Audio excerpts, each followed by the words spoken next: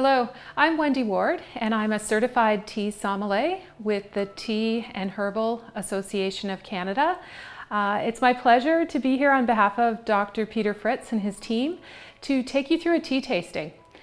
We have 4 lovely teas to taste today, and I'm really excited to share what I know about tea. So one of the first things we should do is actually unpack the package that you've received. So you each will have received one of these bags, and inside are a number of items that we're going to be using. So the best thing to do is to first find the tea. And the tea is wrapped in white tissue with a red ribbon. So I encourage you to open that now if you haven't already. And we can actually go through the 4 types of tea that we will taste in this session. Inside the bag, there's also 4 pamphlets for each of the teas that gives a little bit more information about some of the specifics, as well as the caffeine level, the water temperature to use, and also the steep time, and a little bit about the origin where the tea comes from. So we're going to do them in a specific order. We'll start with the autumn mint tea, and you'll find that tea as the tin with the green dot. Okay, so I encourage you just to maybe match it up a little bit.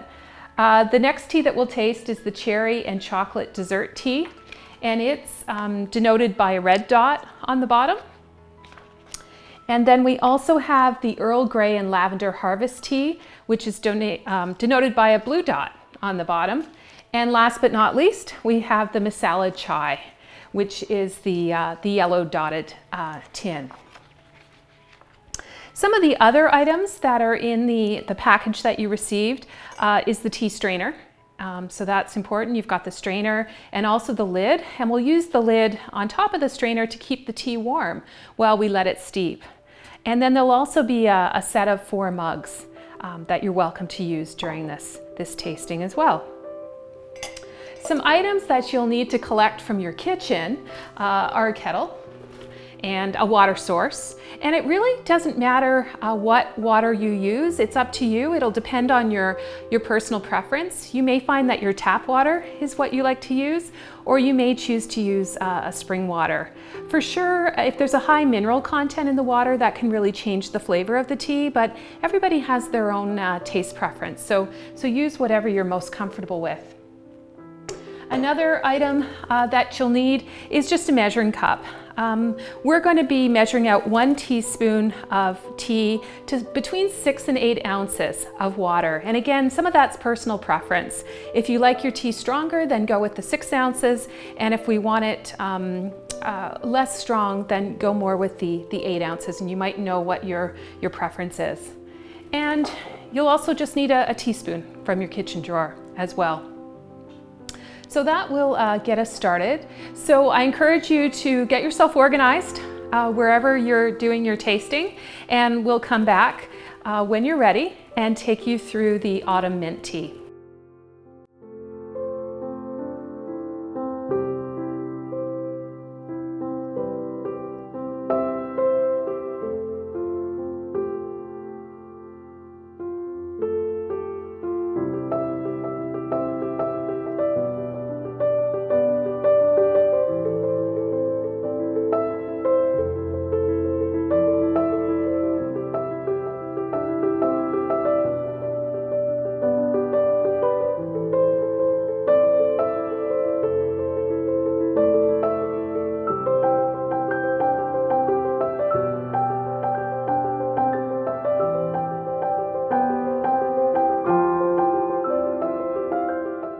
So welcome back. We're going to start with our first tea.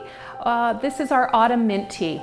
And this is a very lovely blend of gunpowder green tea combined with peppermint. A combination you don't always see. Often you'll see these teas by themselves, but together they bring the best of both qualities. The gunpowder green tea is well known for its shape, and it has a rolled shape in a little ball. Another distinct characteristic of the gunpowder tea, and you'll experience this more when you actually taste it, is the smoky flavor that results. And that's because of how the tea is finished. It's finished with a firing that gives it its smoky aroma. You can get it a little bit if you smell it now, but it'll certainly come out once we've steeped it. And so as I mentioned, combined with the gunpowder green tea is some peppermint. And you can see it looks very herb-like, as you would expect. And probably a lot of you are familiar with the nice, strong, minty taste of peppermint tea. And often we'll use peppermint tea to help with digestion. But I think together these teas give us a very nice blend for fall and the cooler temperatures that we're experiencing. So let's make our tea. We can take the strainer. If you haven't already, you can pop the strainer in the cup. And we're going to take a fairly generous size teaspoon of tea, like that, and just put it in the strainer. When you're working from the tin that we gave you, you may want to actually work with this over a small bowl. It may be difficult to get the tea out onto the teaspoon. So that way, if you've got a bowl, you can even get it from the bowl as well. Certainly there's more than enough for one preparation here within the tin. You probably could get 2 or 3 depending on your teaspoon. So after we've got our tea in our strainer, we're going to add our water. I've already boiled my water. I actually brought it to a full boil. And then what I've done is I've let it cool for about 60 to 90 seconds to bring it down to the temperature of 80 degrees Celsius, which is appropriate for green tea. We don't want the water to be too hot for the leaves of the green tea because it can destroy the taste of the leaves. Green tea is not fully oxidized and is still a little bit, it still has a freshness and a gentleness to it. So you have to be careful with the delicate nature of the leaves. And that's why it's sometimes easier unless you have a kettle that takes your water to a certain temperature. It's quite easy to bring it to a full boil and just let it cool back down to 80 degrees Celsius. And as I mentioned, that usually just takes a minute or a minute and a half. So I have my water here. I don't usually measure my water, but I just wanted to remind people that we're really working with between 6 and 8 ounces to add to our teaspoon of tea. That's about the ratio we want. I like my tea a bit stronger, so I've gone closer to the 6 ounces of water. So water is always brought to tea. I always think of tea as the important player and water comes to it. So when you're steeping, that's the rule of thumb. And I'm just going to put the lid on the tea while it steeps to help keep it warm. So you can go ahead and prepare your tea, and we're going to leave this tea for 3 minutes. Again, it's a delicate tea. We don't want to oversteep it. If we oversteep it, we're actually going to bring out a lot of flavors that cause bitterness and make it not as enjoyable. So we'll set a timer for 3 minutes. Might want to use your phone or if you have a kitchen timer. And then we'll come back once you're ready and taste our tea.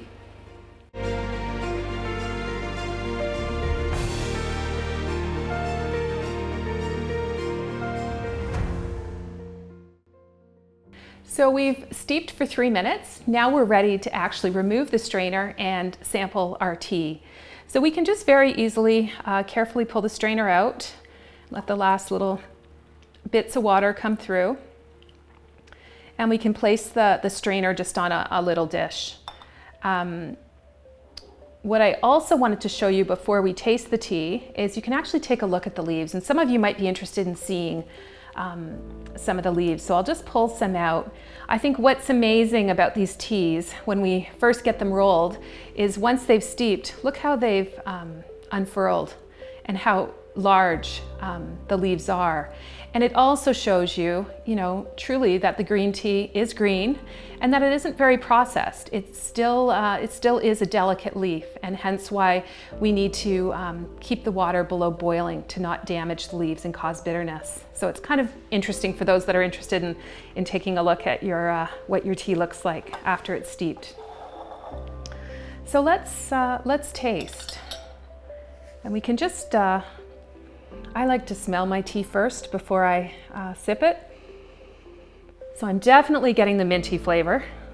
That's coming through very strong. And then when I take a second smell, I am getting a little bit of the smokiness of the gunpowder tea. So the mint is tempering that smokiness that's typical. And you'll also notice the color. You can see the color nicely.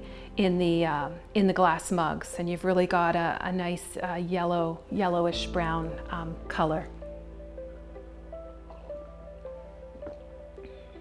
It's nice. It has a nice smooth finish, very minty, but a little bit of the flavors of a typical green tea.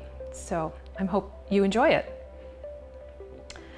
Some other things I just wanted to mention about tea in general is that the caffeine content can vary among teas and is also much less than a cup of coffee. So probably, you know, while our teas will contain all different levels of caffeine, the levels are always at least half of the level in a cup of coffee for the caffeine, and often is going to be even closer to a third.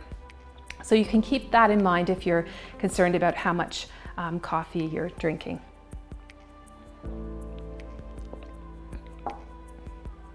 Very nice. So that's our autumn mint tea, and I hope you've enjoyed it and find a way to enjoy it even with foods. And a lot of foods that go well with green tea tend to be your lighter meals, although because this is a stronger green tea, it could probably go with some meats as well. But typically a green tea would be paired with shellfish or white fish as well. And in terms of pairing with a dessert, white chocolate-based desserts would go very well with this tea. Also, some milder cheeses could go well, though you could also go with some of the smoky flavored cheeses, such as a smoked Gouda would work as well. Okay, well, let's get ready to taste our next tea.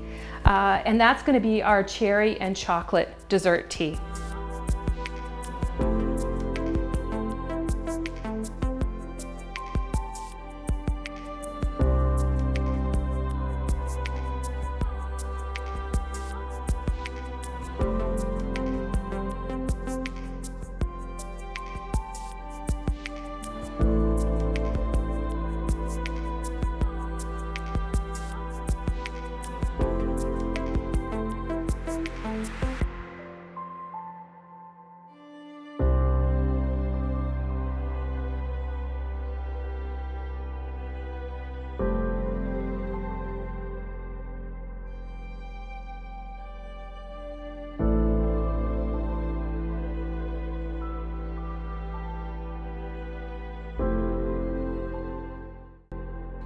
Our next tea is the cherry and chocolate dessert tea.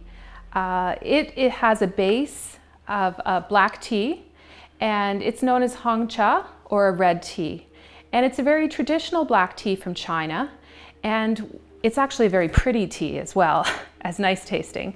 It's blended with cherry, amaretto, and cacao nibs. So, you know, really you can think of it almost as a dessert in a cup. So it really has a nice sweetness. Here we have the cacao nibs separately. You can see them here. Those of you that like chocolate will know all about how delicious these nibs are.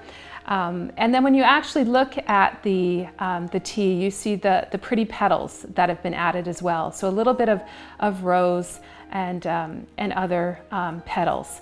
Now, even though the petals make it look very, very pretty, I have learned through my training that they don't actually impart a lot of flavor. You're not really relying on them for flavor. It's more for aesthetics and color. And you can see the cacao nibs in here as well. So this tea we are going to steep with boiling water at 100 degrees Celsius because it is a black tea base.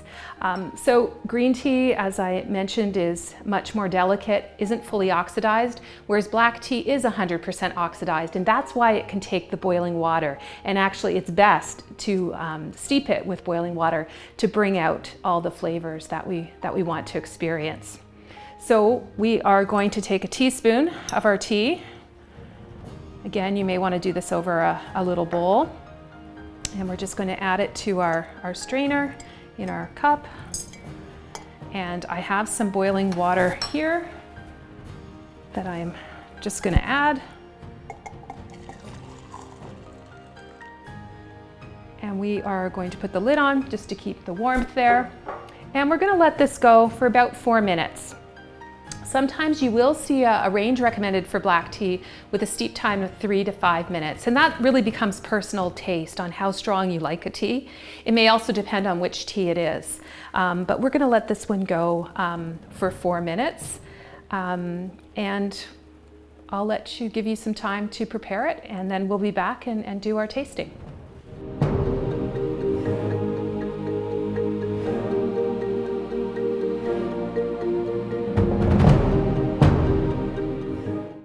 Okay, so we're ready to taste some of our cherry and chocolate dessert tea. We're just going to do the same thing and pull the strainer out. And we can take a peek at the tea again as well. When I'm trying a new tea that I'm not familiar with, I'll quite often take a good look at the tea before I steep it, and then also after I steep it. And you can really see all the changes that are happening. And as I mentioned with the last tea, there's a lot of unfurling of the tea that happens, because in a lot of ways it's been rolled or formed into different shapes. And you can certainly see the differences when you look at the dry versus the wet. And that's also shows you that tea needs a lot of space to expand out when it's in the cup and the water's added. So it's important to make sure that you're not putting too much tea in a strainer if you're making it in a teapot. Make sure that it's got lots of room to expand and share its flavors.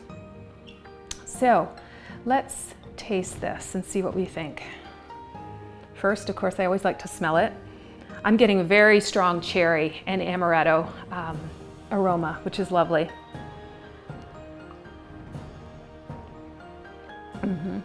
And when I taste it, I'm getting the chocolate that's coming through. So it's almost like a double experience there, where you're hit with the cherry and the amaretto, and then the chocolate as you're actually sipping. Very nice. So some of you, after tasting that, may actually feel ready for dessert, and that was why we called it a dessert tea, because I think it really does.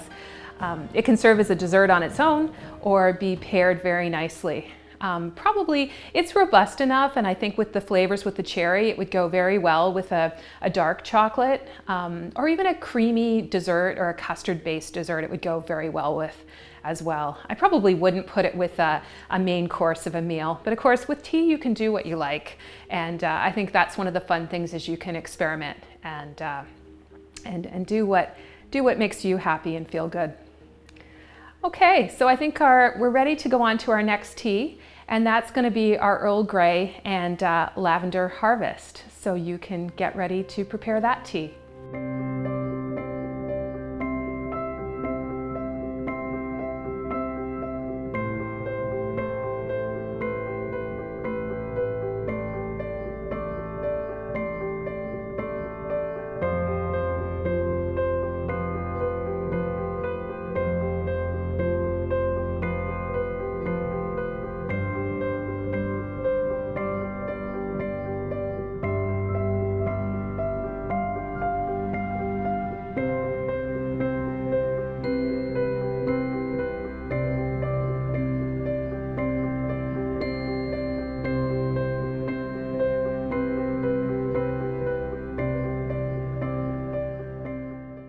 Our third tea is the Earl Grey and Lavender Harvest, and I have to say Earl Grey is among my favorites. It's a go-to tea for me. I think it goes well with anything. Some of you may agree. Some people have an aversion to Earl Grey tea and the bergamot flavor. But I think what we've done today is we've put a new twist on it and blending it with the lavender. So you will know the Earl Grey by its citrus bergamot taste, which really makes it distinct. But with the added lavender, you really get a flowery aroma that emerges. So if you like lavender and Earl Grey, this is definitely your tea. Just take a quick look at it. You'll see in your tin that, again, we're working with black tea, and you can tell it's just very, very dark tea. And then you can see the light purple of the lavender in there as well. And here, of course, is the dried lavender on its own as well. So we'll take a teaspoon of this tea and put it in our strainer. I already have a strainer ready. And we will steep this. Having a bit of a trouble getting it all on the teaspoon. I'll just use my clean fingers for a minute. add our tea, and I'm going to add our water. Again, I'm adding about 6 ounces of water to my teaspoon of tea. As I said, I do like my tea a bit stronger. If you want it a bit weaker, you could certainly go more towards 8 ounces. We're using boiling water, fresh boiling water, because again, it's a black tea base. And we're going to steep this for about 4 minutes. So we'll just let that go with the lid on to keep it warm. One thing I wanted to mention about the Earl Grey and lavender harvest tea as well is that it would work really well as a latte. So with any kind of milk or a plant-based beverage, it could blend very, very well to make a latte. You might even want to add some other flavorings such as vanilla. That can work very well with this blend as well. So I'll let you make your tea.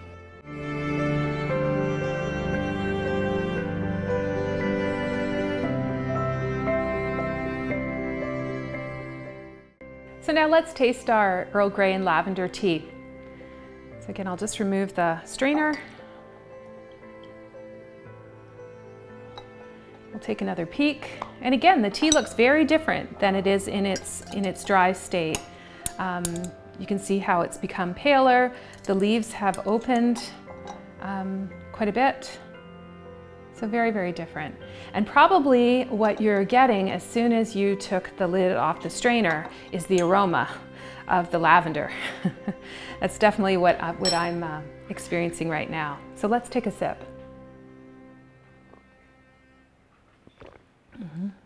So I can definitely taste that it's the Earl Grey with the bergamot, the citrus flavoring, and the lavender. It's lovely.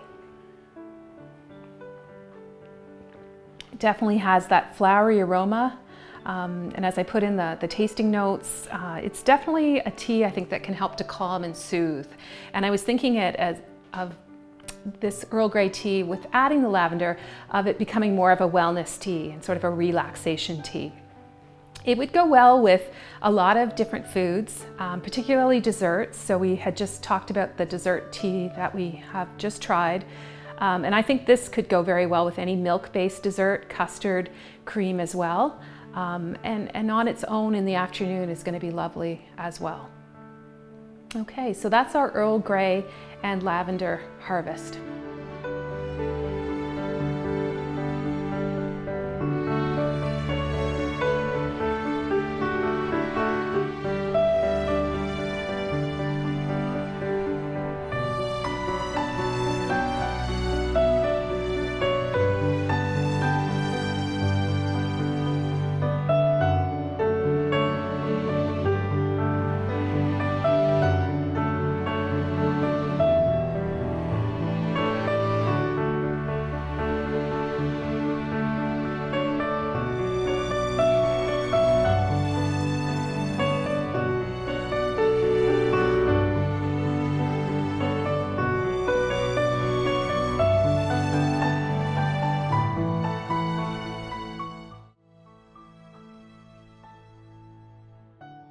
Our last tea is a Masala chai, which is really perfect for autumn and wintry weather. It's a hand-blended tea, and it has in it ginger root, cinnamon, cloves, and green cardamom. So it really has that nice traditional aroma and taste of chai, as many of us will know it. You can see here the lovely color even with the different spices that are in it. This would blend very well with milk or a soy or other plant-based beverage as well. And like the Earl Grey tea, it would lend itself really well to a latte format. And you might even want to add other spices to it as well, or perhaps some vanilla flavoring, whatever you like. Even maybe a bit of caramel could work with it as well. It's a black-based tea, so again, we're going to steep it for 4 minutes. We're going to use boiling water, so 100 degrees Celsius, because the black tea being fully oxidized can handle that. The other thing to note is the base of this tea is actually an Assam black tea, so from the Assam region, and that black tea is especially known for its malty notes, so a little bit jammy, and that's why it would lend itself well to be put with a milk or dairy plant-based beverage as well. So we'll take our teaspoon of tea and place it in the strainer. And I have some boiling water here that I'll add. And as I said, we'll let it steep for 4 minutes. The other thing I wanted to mention at this point is that tea is a very, very rich source of polyphenols. And these are components that we know to be bioactive. They may have anti-inflammatory, antioxidant activity. And for a lot of research with polyphenols, they're looking at the associations of whether individuals that consume higher intakes of these polyphenols are actually protected against some chronic diseases. So it's a really active area of research. And I was just going to mention too that in my other life, I'm a professor and Canada Research Chair that oversees the nutrition and bone and oral health group. And within that research program, we do a lot of experimental studies looking at dietary components that include tea and its polyphenols, and look at how that sets a trajectory for better health in terms of bone and oral health. So, you know, maybe another time we can revisit that topic and talk more about where the research is at in the field. So I'll let you prepare your tea and then we'll come back and sample it together.